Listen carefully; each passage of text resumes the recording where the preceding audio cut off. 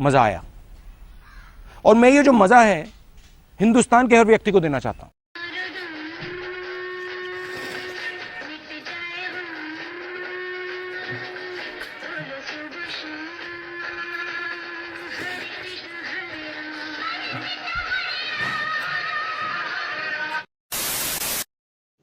रुको जरा, सबर करो। हेलो दोस्तों, मैं एक्टर मुकेश पाल। नमस्कार। दारू और सिगरेट पूरी तरह से हानिकारक है, पर क्या करें, दलदल को साफ करने के लिए कीचड़ में जाना पड़ता है। उसी के ऊपर है उर्फी उर्फी उर्फी, तुम हो देश की युवाओं की बर्फी। उर्फी उर्फी उर्फी, तुम हो देश की युवाओं की बर्फी। जब पहनती हो कपड़े अधनंग जैसे, जब पहनती हो कपड़े अर्धनग्न जैसे, देश के युवाओं की निकल जाती है पाद रेसे। जी दोस्तों, मैं उर्फी जावेद की बात करता हूं, जो लगातार सोशल मीडिया में अपनी गंदगी को लेकर चलती हैं। लगातार उन्होंने समाज को दूषित और गंदा बना रखा है। जो ये जितने भी समाज के अंदर रेप केस बढ़ते हैं या कोई भी ऐसी चीजें बढ़ती है, लोग ये कहते हैं कि कपड़े पहनने से कुछ नहीं होता, लेकिन मर्यादा में रहना, सभ्यता में रहना, सनातनी में रहना, एक हिंदुस्तानी परंपरा में रहना, ये औरत को बहुत शोभा देता है। औरत को अर्धनग्न कपड़े पहनकर हिंदुस्तानी परंपरा मर्यादा का उल्लंघन नहीं करना चाहिए, जो उर्फी जावेद लगातार करती आ रही हैं। मैं उसी पर एक छोटा सा लाइन बोलूंगा। एक शख्स होते हैं जो जा रहे होते हैं कहीं, बड़े ताव भाव में, चश्मा गूगल और बहुत तरीके से थर्ड बार से जा रहे होते हैं। एक दूसरे शख्स टकराते हैं उनको और बोलते हैं, क्या गजोदर भैया कहाँ जा रहे हैं आप? और बोलते हैं, हम तो बाजार जा रहे हैं। अच्छा, बाजार जा रहे हो?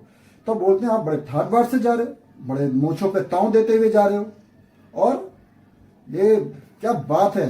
बोलते हैं, हाँ जी। बोलते हैं, भैया जी आपकी इज्जत आपके साथ चल रही है क्या?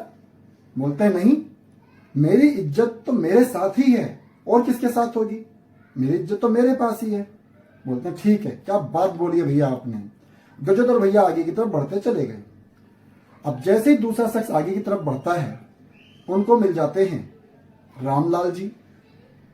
और रामलाल जी टकराते हैं, बड़े जेंटलमैन तरीके से होते हैं रामलाल जी, बड़े सभ्य तरीके से जा रहे होते हैं। वो भी यही पूछता है दूसरा बंदा उस रामलाल जी से, ये भैया क्या बात है, आप भी कहीं जाना हो रहा है क्या? बोलते हैं, हाँ जी, मैं भी बाजार की तरफ जा रहा हूँ। और जब ये पूछते हैं कि बाजार की तरफ जा रहा हूं, तो बोलते हैं, भैया क्या बात है, आपकी इज्जत प्रतिष्ठा मर्यादा तो आपके साथ ही चल रही होगी। बोलते हैं, नहीं भैया, हमारी इज्जत प्रतिष्ठा मर्यादा हमारे घर पर है, वही हमारी सब कुछ है, मतलब उनकी धर्मपत्नी। अब वो दूसरा शख्स जो होता है, जो दोनों गजोधर से और रामलाल भैया से पूछ रहा होता है कि आपकी इज्जत कहां पर है, वो दोनों जनों के घर जाता है। गजोधर जी के घर जाता है, जो पहले शख्स मिले थे उनके घर जाता है। वो दूसरा शख्स बोलता है, नमस्कार भाभी जी। नमस्कार। हाँ जी, गजोधर भैया कहाँ हैं? वो सीधा उनको गाली गलौज बदतमीजी का वर्ड बोलते हुए, और बोलती है, कहीं गए होंगे, पता नहीं, बेवड़ा है, कहीं पड़ा होगा। ऐसा करके ना पानी पूछा, ना चाय पूछा, ना कुछ भी पूछा, ना नमस्ते, ना कुछ नहीं, सीधा अपने हस्बैंड को उल्टा सीधा बोलने लगी। बोले, क्या बात है? अब वही शख्स रामलाल जी के यहां जाता है, मतलब दूसरे शख्स के यहां जाता है। तो वो सीधा दरवाजा जैसे नॉक किया, उन्होंने सीधा खातिर भाव किया, भैया जी प्रणाम। प्रणाम बोला, बोला आइए जी बैठिए। बैठा, पानी दिया, चाय दिया। फिर उन्होंने पूछा, भाभी जी रामलाल भैया नजर नहीं आ रहे, कहाँ हैं? तो कहते हैं, भैया जी आप बैठिए, वो अभी थोड़ी दूर मार्केट गए हैं, अभी आने वाले ही होंगे, और आप खाना खा के जाइएगा जब तक मैं खाना बनाती हूँ।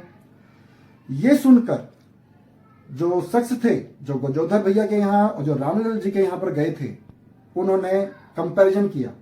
इज्जत मर्यादा किसी की, एक आदमी की इज्जत प्रतिष्ठा मर्यादा उसके घर पर होती है, उसके अपने संस्कारों में होता है, उसके अपने तहजीब में होता है, ना कि उर्फी जावेद जैसे लोगों में होता है।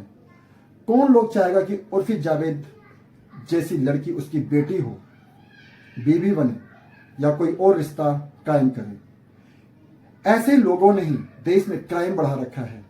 कल को किसी छोटे छोटे बच्चों के साथ कोई अपराध हो जाता है तो दोष दे दिया जाता है, लेकिन ये लोग प्रवोक करते हैं, उत्तेजित कर रहे हैं, जानबूझ के करते हैं। आजादी का मतलब ये नहीं होता कि आप अर्धनग्न हो जाओ। आजादी का मतलब ये नहीं होता आप दायरा और मर्यादा भूल जाओ अपनी।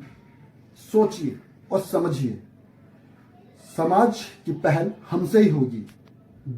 समाज की